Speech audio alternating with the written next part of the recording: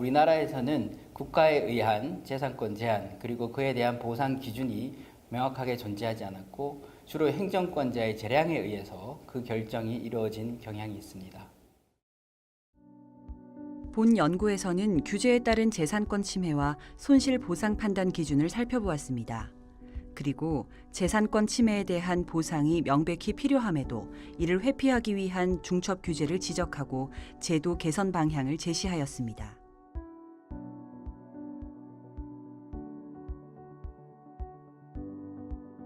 (2000년대) 초반 개발 제한 구역 해제가 이루어진 지역을 중심으로 개발 제한 구역 지정 및 해제가 토지 가격에 미친 영향을 분석해 보았습니다. 분석 결과 개발 제한 구역이 유지되는 인근 지역에 비해 해제된 지역의 토지 가격이 360에서 660%까지 큰 폭으로 상승했습니다. 하지만 처음부터 개발 제한 구역이 아니었던 인근 지역의 토지 가격 대비 46 내지 94%에 불과한 것으로 나타났습니다. 이를 통해 개발 제한 구역 지정이 해당 토지 소유자의 재산권에 상당한 영향을 미친다는 것을 알 수 있습니다.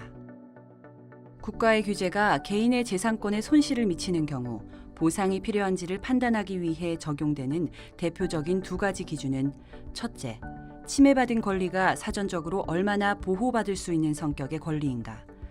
둘째, 규제로 인해 손실을 입는 주체와 혜택을 받는 주체 간의 불비례성이 얼마나 존재하는가입니다.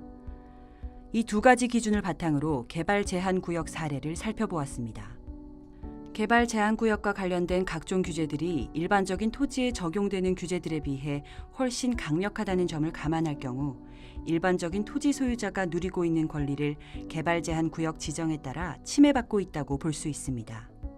또한 개발 제한 구역 지정의 목적이 도시민의 건전한 생활 환경 확보임을 감안할 때 규제의 혜택은 모든 시민들이 누리게 되는 반면 규제의 부담은 해당 토지 소유자에게 전적으로 지워지게 된다는 것을 알 수 있습니다.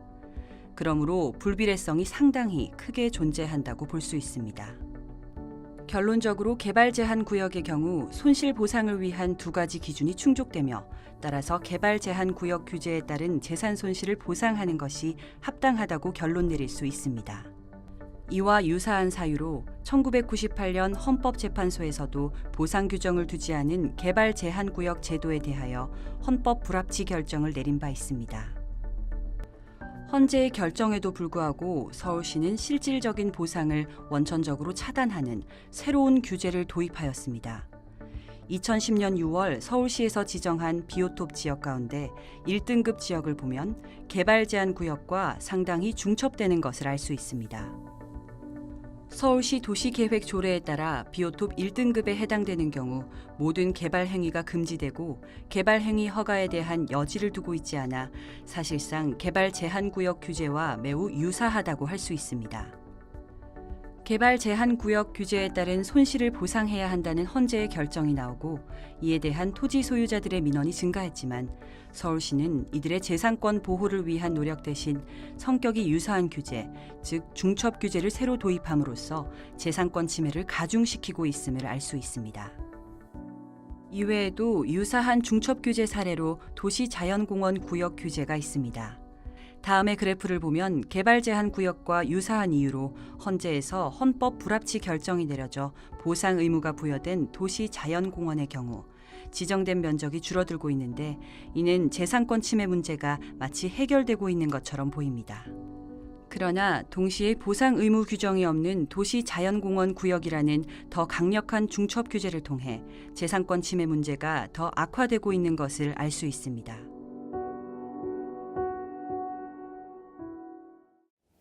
재산권 보호에 대한 국민들의 인식이 과거에 비해서 매우 높아졌고 사법기관 역시 과거에 비해서 재산권 보호를 매우 중시한다는 점을 고려했을 때 앞으로 규제를 도입하거나 갱신할 때 재산권의 보호 그리고 보상 여부에 대한 판단, 이에 대한 시각이 근본적으로 변화될 필요가 있습니다.